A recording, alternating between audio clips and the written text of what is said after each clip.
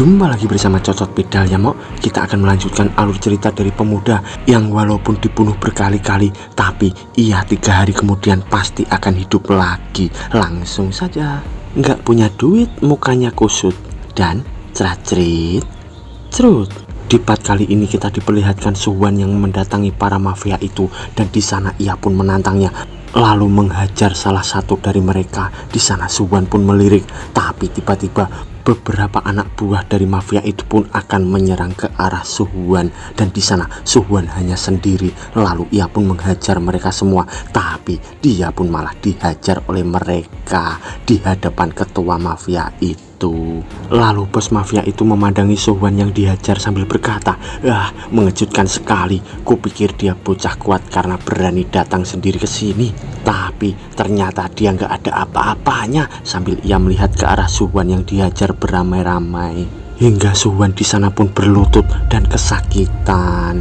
Lalu seseorang di sana pun berkata, bos tidak apa-apa." Lalu bosnya pun berkata, "Aduh, daguku." Sambil ia mengeluarkan pisau di dalam jasnya, ia pun berkata, "Tamat, kau hari ini keparat." Sambil ia memanggil seseorang di sana, dan ia pun berkata, "Hei, bawa bocah kemari, aku sendiri yang akan kubur dia." Lalu bos ketua di sana pun berkata, "Hentikan." Sambil ia berdiri dari sana, lalu ia pun berkata lagi sambil mendatangi Suwan, "Kalau organ dalamnya rusak, harganya akan jadi murah, ngerti? Aku tidak tahu bagaimana kau hidup lagi setelah kejadian itu, tapi kalau memang kau selamat setelah sekarat, harusnya kau berkata, 'Oh Tuhan, amin,' dan segera berdoa. Bukannya kesini tanpa alasan, cuma untuk diajar habis-habisan lagi." Lalu ia pun jongkok di hadapan Suwan sambil berkata, "Apa jangan-jangan anak SMA itu penting bagimu? Ya ampun, berani juga kau ya. Dunia sekarang sudah gila ya, main-main dengan ABG." Sambil terlihat Suwan di sana yang kesakitan, dan ia pun berkata, "Aku juga memikirkan itu dari kemarin." Dan di sana bos itu pun bertanya-tanya. Lalu Suwan pun berkata, "Kalau dipikir-pikir, aku tidak seakrab itu dengannya. Jangan buang puntung rokok, cepat bayar tagihan air, sana cari kerja. Dia masih SMA, sudah berani ngomel-ngomel ke orang dewasa. Bahkan aku baru tahu namanya kemarin. Dan setelah aku pikir-pikir, apa alasannya aku melakukan ini? Tiba-tiba aku jadi marah. Ada bajingan yang menculik anak SMA yang lemah." Sambil ia mengeluarkan pisau dari dalam celananya, lalu ia pun memegang bos ketua itu dan berkata, "Jika aku biarkan itu, apa pantas aku disebut orang dewasa?" Sambil ia menodongkan pisau ke arah leher bos ketua. Lalu anak buah bos ketua di sana pun khawatir sambil berkata, Bos, Anda baik-baik saja?" Dan di sana bos ketua pun berkata, "Diam kalian bangsat. Aduh, bocah ini sepertinya harus minum tonik. Kalian menghajarnya pakai lidia, kok dia masih bertenaga begini?" Sambil terlihat anak buahnya di sana yang cemas, dan bos ketua pun berkata lagi, "Kalian diam, bawa saja anak SMA itu ke sini, cepat." Lalu ia pun berkata pada Suwan, "Oi nak, meski kau menyayat leherku, aku tidak akan mati." Sambil terlihat Suwan di sana yang terkejut, dan ia pun berkata, Apa?" Dan ia langsung menyayat leher bos ketua itu. Tapi tiba-tiba bos ketua pun membenturkan kepalanya ke arah kepala Suwan, hingga pisau di tangan Suwan pun terlepas. Lalu Suwan di sana pun kesakitan, dan bos ketua pun meninggalkannya. Lalu ia pun mengambil sebuah asbak dan memukulkannya ke kepala Suwan, hingga Suwan di sana pun berdarah-darah. Lalu Suwan pun terkapar di sana, dan bos ketua pun berkata, "Dasar bocah, kau pikir ini film? Nah, kalau kau mau menusuk leher orang, kau harus menekan ujung pisaumu ke pembuluh arteri utama sehingga lawanmu tidak bisa bergerak." Sambil ia meninggalkan Suwan yang tergeletak di sana, lalu bos ketua pun berkata lagi, "Kenapa bengong-bengong? Cepat bawa bocah ini ke mobil, lalu kita selesaikan di gudang." Lalu anak buahnya pun berkata, "Siap bos." Dan terlihat di sana Suwan yang diangkat oleh anak buah dari bos ketua itu. Lalu bos kecil di sana pun bertanya-tanya, dan ia pun berkata, "Bos, lihat ini badan bocah ini, badannya dipenuhi plat besi. Sambil terlihat Suhuan di sana yang tergeletak dan tubuhnya dibalut dengan plat besi dan dilaban. Dan seseorang di sana pun berkata, ya ampun, bocah ini memang tidak punya otak ya, dia berani datang cuma dengan modal itu. Lalu bos ketua pun berkata, kalian bawa dia dan jalan duluan, aku nanti menyusul. Lalu beberapa saat kemudian terlihat mobil putih di jalan raya dan seseorang yang berkata, lalu kau jujur saja pada Madam Byun dan bilang padanya untuk membawakan Sulhe. Lalu dia dibawa. Pas dia masuk, wah bodinya. Sambil mereka ngerumpi di dalam mobil, lalu seseorang di sana pun menoleh ke belakang sambil berkata, hei brengsek. Lalu si gendut pun ketakutan dan berkata, tidak kok bang. Dan seseorang di sampingnya pun berkata, apa ceritaku yang indah ini membosankan, mukamu kenapa begitu? Lalu si gendut pun berkata, cuma mau dipikir seperti apapun tetap saja aneh. Sambil ia mengingat-ingat telah membunuh Suhuan kemarin. Sebenarnya bocah itu sudah dibunuh Sunghon seminggu yang lalu. Lalu temannya pun menjawab, ngomong apa sih, si Sunghon itu mati gara-gara bocah itu. Sambil terlihat Suhuan yang diikat dengan tali dan ditaruh di belakang. Lalu si gendut pun berkata lagi, aku cerita soalnya aku takut dibilang sembarangan membunuh orang lalu dimarahi. 3 hari sebelum itu pun kita bertengkar dengan bocah itu. Kenapa dia bisa hidup lagi? Saat itu Sunghon terbawa emosi lalu membuangnya ke dasar sungai di dekat situ. Sambil terlihat Suhuan di sana yang menyalakan korek dan mencoba membakar tali di tubuhnya itu. Lalu ia pun mendekati si gendut dan si gendut di sana pun tidak tahu sambil berkata, entah bagaimana caranya dia bisa hidup lagi. Tapi tiba-tiba Suhuan pun mengikat leher dari si gendut menggunakan tali itu dan di sana mereka semua pun terkejut dan Suhuan di sana tersenyum sambil berkata, kau tanya bagaimana aku hidup lagi? Ya, aku sendiri juga penasaran. Karena itu bagaimana kalau kita lakukan eksperimen? Sambil ia tersenyum lagi di sana. Lalu mobil itu pun pontang-panting dan seseorang di sana pun berkata, tusuk saja dia di sini. Bocah bangsat. Sambil mereka dilihati oleh ketua bos dan anak buahnya dari belakang, dan anak buahnya pun berkata, bos, mobil teman-teman di depan kok aneh. Tapi tiba-tiba mobil itu pun oleng dan menabrak pembatas di jembatan itu lalu terjatuh ke sungai. Dan sedangkan orang yang di dalamnya pun ketakutan, lalu mobil itu pun terjatuh ke dalam sungai. Dan entah apa yang terjadi dengan Suhuan bersama anak buah bos ketua. Lalu beberapa saat kemudian terdengar suara berita yang menyiarkan kita sedang berada di lokasi kecelakaan mobil jatuh ke sungai. Seperti yang bisa dilihat, mereka masih bekerja untuk mengangkat mobilnya naik dari sungai. Ditemukan 5 jasad di dalam mobil tersebut dan sekarang sedang dilakukan penyelidikan atas peristiwa yang terjadi. Sambil terlihat di sana bos ketua memandangi televisi yang menyiarkan berita itu. Lalu penyiar itu pun berkata lagi, setelah dilakukan penyelidikan terungkap bahwa semua orang yang di dalam mobil tersebut punya hubungan dengan lintah darat. Sambil terlihat bos ketua yang emosi di sana, lalu ia pun menghantam televisi itu menggunakan asbak di depannya. Lalu bos ketua di sana marah dan berkata, berapa kali kita menguburkan mayat anggota kita sendiri gara-gara bocah sialan itu. Kau sudah dapat ayah cewek itu. Lalu terlihat anak buahnya yang gundul berkacamata dan ia pun berkata, kami masih mencarinya bos. Lalu bos ketua pun berkata lagi, tidak ada pilihan, hubungi tim di Filipina, bilang kalau kita punya cewek muda untuk mereka pakai. Lalu si gundul berkacamata pun berkata, ini bukan saat yang tepat bos, karena insiden yang baru saja terjadi pada anggota kita. Polisi sedang mengamati gerak-gerik kita dengan teliti. Lalu bos ketua di sana marah dan berkata, dasar bocah tolol, makanya kita harus cepat-cepat menjualnya sehingga tidak ada jejak yang tertinggal. Kalau ketahuan menculik remaja, kita akan dihabisi oleh polisi. Sambil terdengar seseorang yang mendobrak pintu dan di sana bos ketua pun terkejut. Lalu ia pun menoleh dan ternyata itu adalah Suhuan yang mendatangi mereka lagi. Dan Suhuan pun berkata, apa kabar kalian semua? Hehehe. Sambil terlihat ia yang merokok di sana. Lalu bos ketua di sana terkejut dan berkata, kau bagaimana bisa kau masih hidup? Lalu Suhuan dengan santai pun menjawab, hei, aku baru saja menemukan sesuatu yang luar biasa. Kalian mau tahu nggak? Lalu di sana Suhuan pun membayangkan saat terjebur di dalam sungai, dan di sana ia pun bergumam, rasanya tidak enak. Dadaku serasa terhantam seperti waktu itu. Kalau kali ini pun aku bisa hidup lagi. Apa itu mungkin? Gila, aku ini lagi ngapain? Aku pasti sudah gila. Bisa-bisanya berpikir konyol seperti itu. Tidak.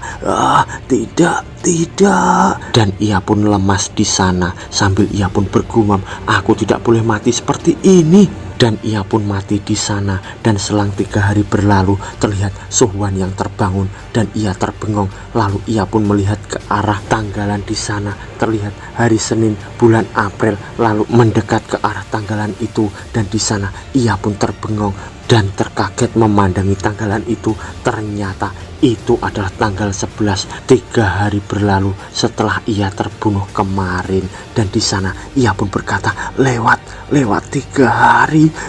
Ini beneran. Sambil ia gemetaran di sana, lalu ia pun tertawa dan bergumam, aku yang ranking ujiannya paling buntut ini melalui hal yang sama selama 3 kali. Jadi aku yakin sekarang. Sambil terlihat di saat sekarang ia pun berhadapan dengan para mafia itu. Lalu di depannya bos ketua pun berkata, sial, kenapa jadi begini? Anak buahku semuanya sudah jadi makanan ikan, tapi kenapa bocah ini masih saja hidup? Sambil terlihat Suhuan yang sedang merokok santai di sana. Lalu bos ketua pun emosi dan berkata, habisi segera bocah itu.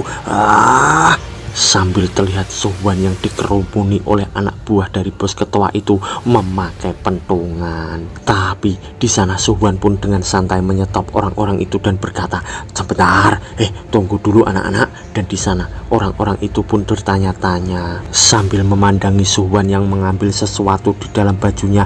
Dan di sana Suhuan pun menyulut sesuatu itu dan melemparkan barang itu ke arah mereka sambil Suhuan berkata, nah ini dia hadiahnya. Sambil terlihat sebuah botol yang menyala dengan kobaran api. Dan di sana bos ketua pun berkata, aku jadi ingat waktu aku bertarung di wilayah 5. Kau bawa bom molotov. Kalau itu dilempar pasti akan terbakar kan? Tapi ternyata yang dilempar adalah gas untuk mengisi korek gas. Dan di sana gedung itu pun meledak dengan dahsyat. Lalu mereka semua pun berhamburan dan terbakar di sana. Lalu di sisi bos kecil ia pun berkata, bos, apa Anda baik-baik saja? Lalu bos ketua pun menjawab, berdarah, kepalaku berdarah. Bocah sialan itu, kalian ngapain sih? Sebagian matikan api dan yang lain tangkap bocah itu. Sambil terlihat Suhuan di sana yang membuka jaketnya. Lalu di sana bos ketua pun terkejut dan berkata, habis dia. Apa? Ternyata ia pun melihat ke arah tubuh Suhuan yang dipenuhi dengan gas di sana. Dan Suhuan pun berkata, apa-apaan kalian? Masa begitu saja takut? Sambil di sana Suhuan yang bergumam, sekarang aku tidak takut pada apapun. Sambil ia menyulut botol gas itu dan ia pun berkata, sekarang baru dimulai. Dan bos di sana pun ketar-ketir dan berkata, bocah brengsek. Dan Suhuan di sana pun berkata, tunggu aku anak SMA, aku akan menyelamatkanmu. Lalu Suhuan pun melemparkan botol itu dan berkata, sekarang baru permainannya dimulai.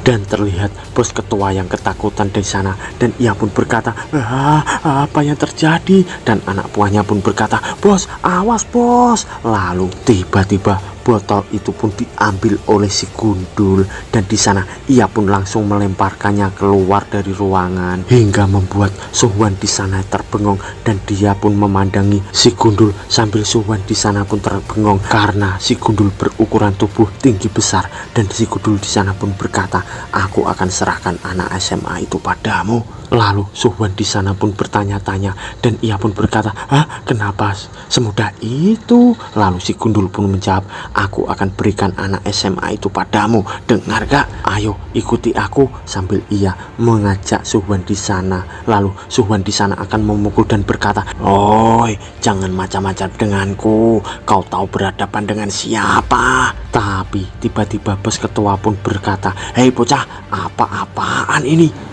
Bisa-bisanya kau berbuat sesuka hati padahal bosmu ada di depan mata.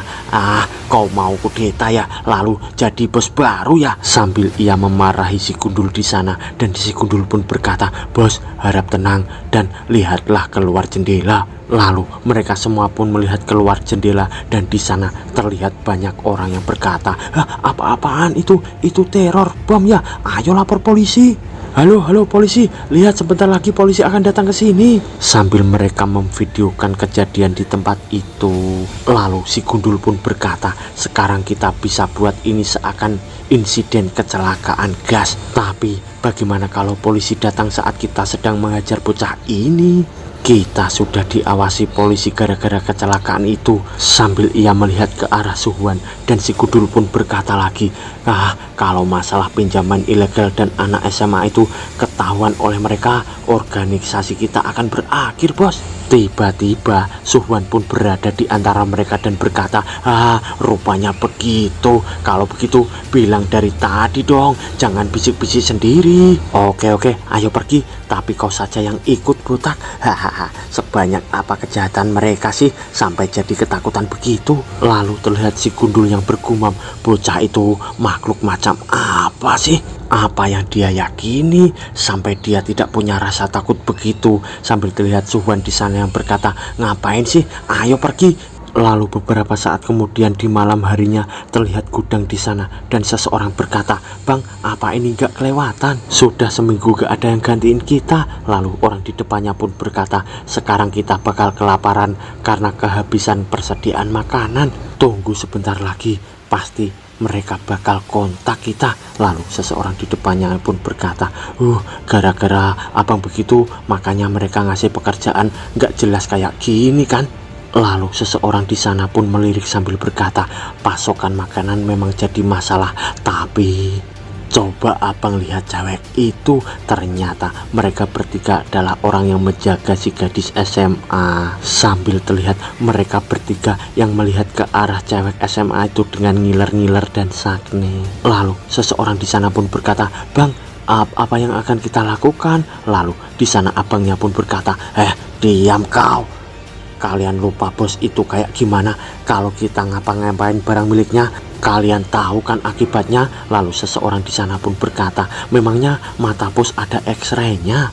Lalu temannya pun berkata, "Betul, salah mereka sendiri menelantarkan kita selama seminggu." Sambil mereka memandangi ke arah gadis SMA itu yang ketakutan dan menangis. Lalu abangnya di sana pun ngiler sambil melihat itu, dan ia pun berkata, "Gitu ya, kalian keluar dulu sana merokok atau ngapain kek?" Sambil ia beranjak dari sana menuju ke arah gadis SMA. Lalu ia pun memotong tali dari kaki gadis SMA itu sambil berkata, "Sebentar juga selesai, jadi kau tenang saja ya, ngerti kau?" Dan di sana gadis SMA pun makin menangis, dan ia pun memandangi orang itu. Sedangkan di sisi dua orang lainnya mereka menunggu giliran sambil berkata, "Sial, kenapa dia yang duluan sih?" Lalu temannya pun menjawab, "Sudahlah, kita tunggu sebentar saja." Tapi tiba-tiba gadis SMA pun melewati mereka sambil berlari, dan mereka pun berkata, "Loh, sudah nih." Lalu temannya pun menjawab,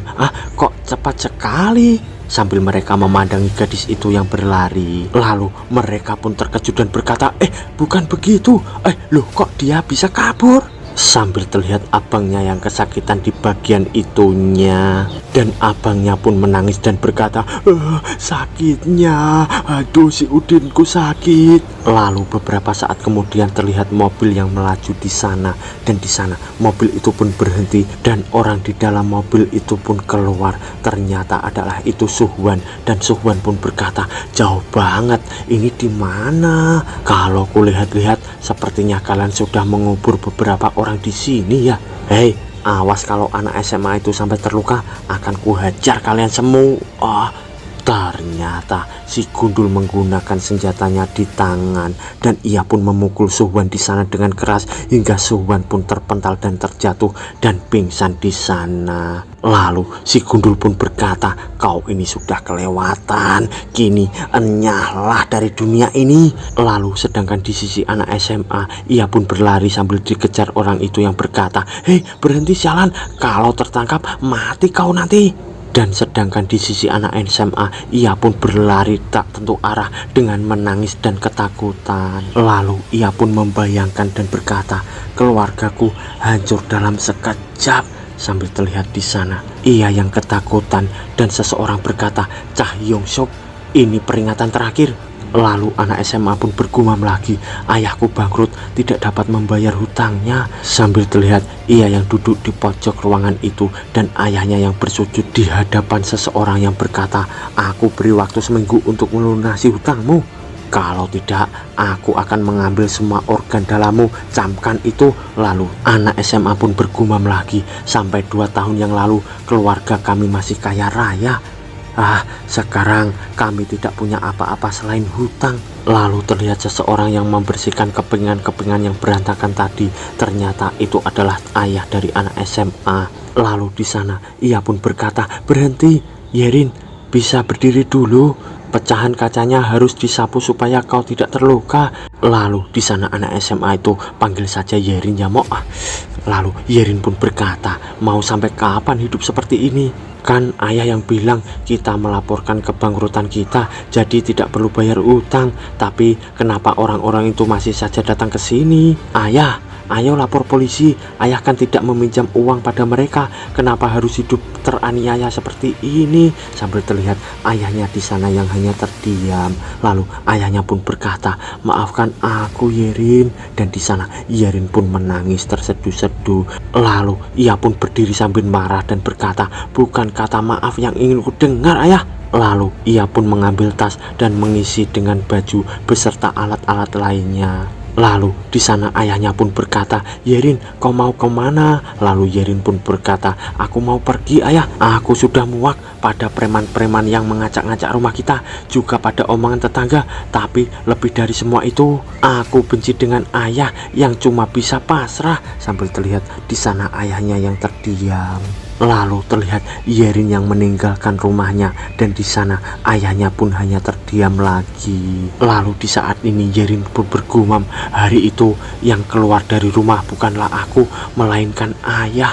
Setelah tinggal sendirian, akhirnya aku mengerti alasan mengapa ayah hidup seperti itu. Alasan mengapa kami tidak bisa lepas dari jerat itu, betapa menakutkannya dunia ini. Sambil terlihat ia yang terus berlari di sana dan dikejar oleh 2 orang tadi. Lalu ia pun bergumam, dunia ini ada orang-orang yang mengerikan yang tidak layak disebut manusia.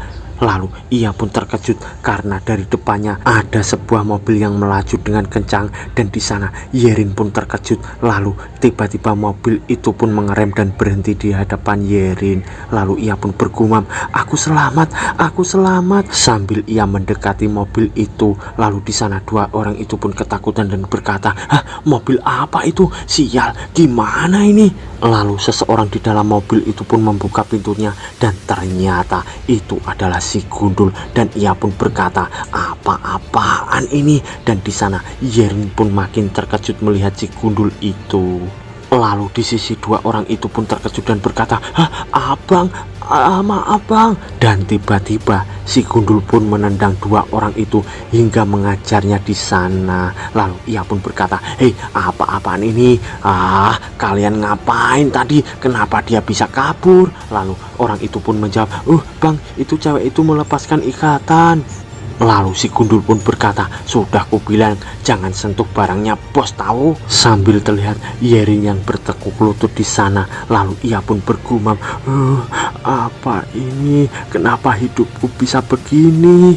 Ternyata tidak bisa lepas. Sambil terlihat mobil itu yang di depannya. Lalu mobil itu tiba-tiba rodanya berputar. Lalu si Gundul di sana pun terkejut dan ia pun ditabrak oleh mobil itu. Dan di sana Yerin pun terbengong.